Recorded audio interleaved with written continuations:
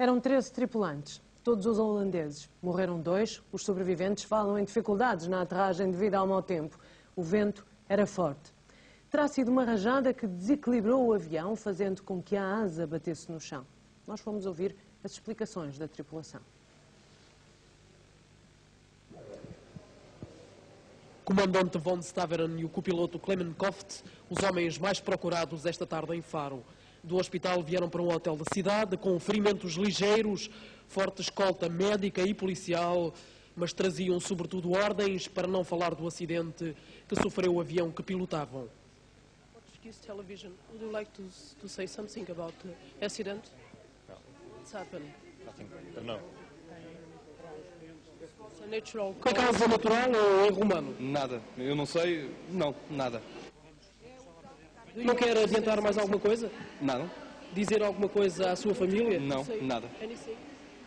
Your family? Nada. Nenhuma explicação sobre as causas do acidente para a reportagem da RTP. Mas em privado, o comandante von Staveren terá confidenciado ao diretor clínico do Hospital de Faro que foi uma forte rajada de vento a causa principal do descontrole do avião no momento da aterragem. A polícia judiciária recolheu-se com a tripulação, mas também não conseguiu nada. O comandante e copiloto só falam na presença de representantes da companhia. Dá-me um bocadinho de privacidade. A restante tripulação, hospedeiras e comissários de bordo, em estado de choque, também evitaram as câmaras de televisão. Ninguém tem ordens para falar sobre o acidente. Todos recusaram até falar do seu estado de saúde. Recorde-se que dos 13 membros da tripulação, 2 morreram, os restantes têm apenas ferimentos ligeiros. No hotel receberam ainda roupas, cobertores e comida, tudo sob o olhar atento das autoridades portuguesas.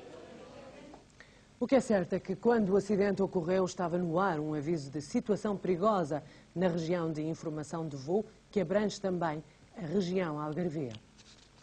A situação meteorológica é caracterizada por uma depressão muito ativa, com cumulonimbos, são nuvens de forte desenvolvimento vertical, que se podem, aliás, ver nesta imagem que foi muito próxima da hora da ocorrência do acidente. Esta faixa nebulosa é constituída por aglomerados dessas nuvens de forte desenvolvimento vertical. Havia trovadas, trovadas essas que são acompanhadas por correntes descendentes dessas mesmas nuvens, que poderá ter eventualmente provocado uma forte componente descendente, com rajadas também à superfície. O vento estava praticamente de sueste, com 22 nós, vento médio, cerca de 40 km por hora, com rajadas da ordem dos 60 km por hora. Um piloto, quando vai aterrar numa situação de instabilidade como esta, deve deixar passar os cumulonimbus, porque essas nuvens têm associadas, como disse, às vezes correntes descendentes que podem provocar o esmagamento do avião contra a pista. E são nuvens que passam normalmente depressa, bastava dar umas voltas, provavelmente poderia aterrar depois em segurança. E novamente do aeroporto de Faro temos o Paulo Lavadinho. Paulo, que outras explicações são dadas para este acidente? Se é que há outras explicações?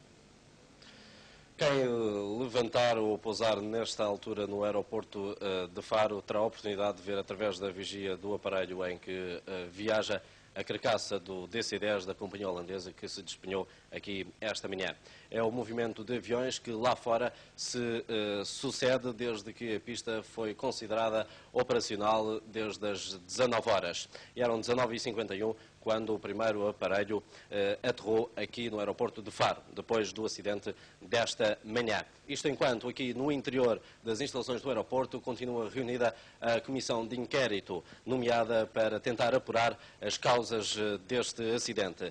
Ela é constituída por 4 elementos da Direção-Geral da Aeronáutica Civil portuguesa e também por 2 elementos holandeses das autoridades aeronáuticas daquele país. Eles têm estado aqui reunidos, nós não tivemos acesso à reunião, como é natural, nem mesmo sequer para poder recolher qualquer tipo de imagem.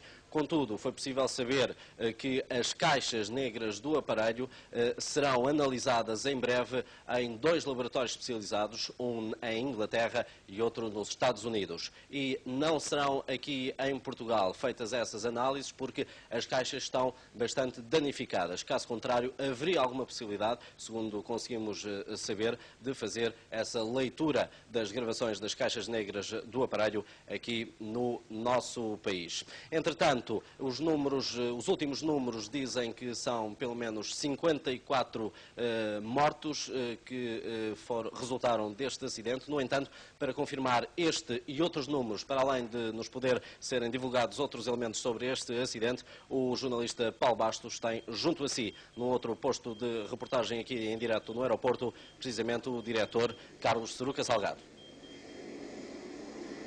Estamos num dos extremos do aeroporto de Faro, mesmo junto ao controle de tráfego aéreo. Ponto de comando fica aqui mesmo por cima de nós. E curiosamente acaba de chegar, não estranhem todo este movimento, todo este ruído à nossa volta, acaba de chegar aqui ao aeroporto de Faro mais um avião com proveniência da Holanda. É aquele da Transavia, aquele que tem um leme verde. Curiosamente, mesmo por detrás está o avião que chegou 5 minutos antes do avião acidentado. Outro avião da Air Martin, da Holanda. Do acidente, já toda a história foi contada. De resto, temos a prova neste momento. A tónica tem sido toda ela colocada na eficiência dos serviços de emergência aqui no aeroporto de Faro. Tenho aqui comigo o diretor do aeroporto de Faro. Boa noite. Foi um bico de obra, ainda não faz um mês que está de serviço aqui no aeroporto de Faro. Efetivamente, há cerca de dia 20 de novembro, tomei posse do lugar de diretor do aeroporto de Faro. Continua a colocar toda a tónica na eficiência dos seus serviços? Continua a tocar porque foram de uma eficiência fantástica. Os serviços do aeroporto responderam de uma maneira extraordinária e queria-lhes dar os parabéns aos bombeiros deste aeroporto, não só a eles, mas também a todas as corporações do Algarve que ocorreram ao sinistro que ocorreu aqui no aeroporto de Faro, de uma velocidade fantástica. Inclusivamente a equipa de Faro, ao fim de 10 minutos do acidente ter ocorrido, já estava no local a recolher feridos. Nós temos conversas com testemunhas oculares aqui no aeroporto que referem que as coisas não foi bem assim, que por volta das 9 horas não haveria ainda nenhuma ambulância aqui no aeroporto. Não é verdade, isso não é verdade. O acidente ocorreu eram 8 horas e 33 minutos. Os serviços dos bombeiros são serviços privativos da ANA, que explora os aeroportos de Portugal, ocorreram imediatamente aos sinistros, recolhendo os passageiros que estavam feridos e em condições de serem transportados. Qual é a sua versão do acidente neste momento? Neste momento não queria avançar qualquer versão sobre o acidente.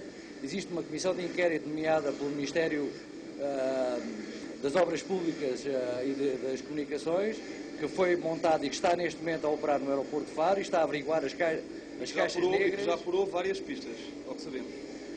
Averiguou várias pistas, com certeza que eles averiguaram, mas neste momento não querem avançar e remetem qualquer informação sobre o acidente para o Gabinete de Informação do Ministério dos Qual é a causa mais provável neste momento? A causa mais provável são várias. Havia muito mau tempo no aeroporto de Faro, havia rajadas com vento cruzado de 20 graus em relação à pista, havia rajadas de 40 a 50 km horários dos ventos.